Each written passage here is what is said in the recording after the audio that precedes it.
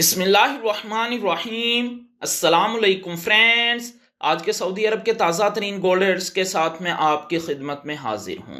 International market में gold की कीमत में $4 फी औंस का इजाफा हुआ है। इससे अब इंटरनेशनल मार्केट $2,865 फी औंस पर पहुंच गई है।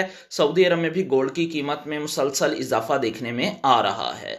सऊदी अरब में गोल्ड ज्वेलरी परचेज करने पर 15% वैट, जबकि 24 कैरेट खालिस गोल्ड परचेज करने पर कोई वैट पे नहीं करना पड़ता। और ये जो मैं रेट आपको बताने लगा हूँ इनमें वैट शामिल नहीं है। VAT is not included in these rates. आज सऊदी अरब में फी ऑन सोने की कीमत है 10,743 रियाल 75 हलाले फी किलोग्राम, यानी 1 kg सोने की कीमत है 3,45,458 रियाल। 18 कैरेट गोल्ड की फी ग्राम कीमत है 259 रियाल 9 हलाले। 18 कैरेट गोल्ड की फी 10 ग्राम कीमत है 2,590 रियाल 94 हलाले। 18 कैरेट गोल्ड की फी तोला कीमत है 3,022 रियाल 7 हलाले।